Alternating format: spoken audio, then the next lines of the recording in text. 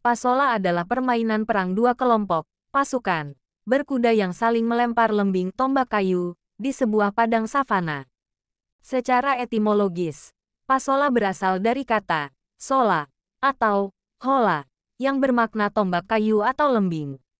Setelah mendapat imbuhan pa menjadi pasola atau pahola, maka artinya menjadi permainan ketangkasan menggunakan lembing. Menurut cerita setempat, tradisi unik ini lahir dari kisah percintaan janda cantik jelita bernama Rabu Kaba. Sebelum menerima status janda, Rabu Kaba adalah istri sah dari Umbu Dula, satu di antara tiga bersaudara pemimpin warga Waiwuang. Ketiga bersaudara ini kemudian berpamitan kepada warga Waiwuang untuk pergi melaut.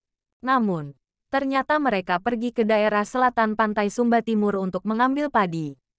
Setelah sekian lama, ternyata ketiga bersaudara tersebut tak kunjung pulang. Warga pun mencari jejak mereka tetapi tak berhasil menemukannya. Akhirnya, warga bersepakat mengadakan upacara perkabungan dan menganggap ketiga bersaudara itu telah meninggal. Singkat cerita, janda cantik istri mendiang Umbu Dulla kemudian menjalin kasih dengan Tedagai Parona, seorang pemuda tampan dari kampung Kodi. Tetapi, karena peraturan adat tidak menghendaki percintaan mereka, sepasang kekasih ini kemudian melakukan kawin lari. Janda cantik itu pun diboyong oleh Tedagai Parona ke kampung Kodi.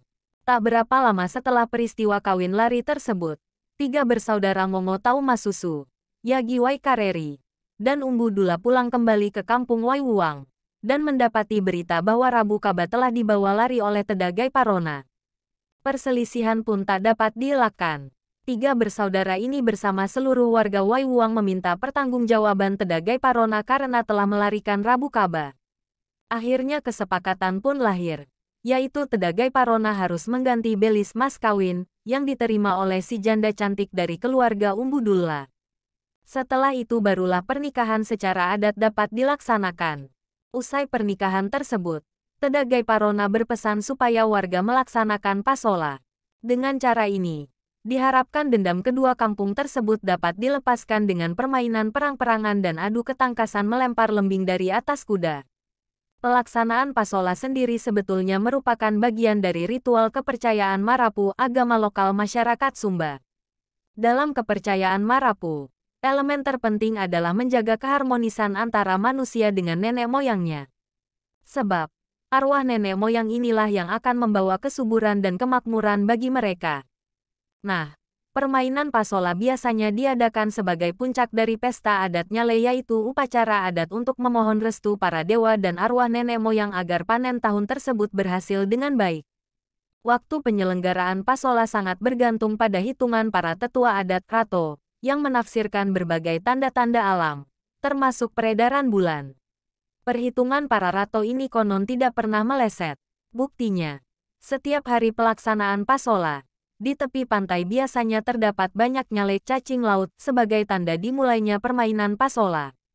Dalam kalender Masehi, pasola diadakan antara bulan Februari hingga Maret di beberapa tempat di Kabupaten Sumba Barat, Nusa Tenggara Timur. Dalam permainan yang menantang dan berbahaya ini, melihat secara langsung dua kelompok, Kestaria Sumba, yang saling berhadap-hadapan, kemudian memacu kuda secara lincah sambil sesekali melesatkan lembing ke arah lawan. Tak hanya mahir berkuda dan melempar lembing, para peserta pasola ini juga sangat tangkas menghindari terjangan tongkat yang dilempar oleh lawan. Derap kaki kuda yang menggemuruh di tanah lapang, suara ringkikan kuda dan teriakan garang penunggangnya menjadi musik alami yang mengiringi permainan ini. Belum lagi pekikan para penonton perempuan yang menyemangati para pahlawan mereka di medan laga.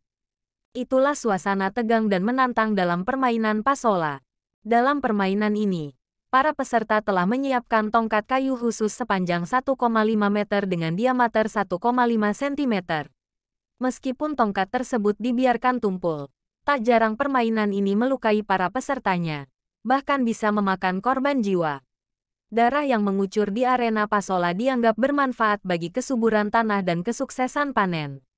Sementara apabila terdapat korban jiwa, maka korban tersebut dianggap mendapat hukuman dari para dewa karena telah melakukan suatu pelanggaran.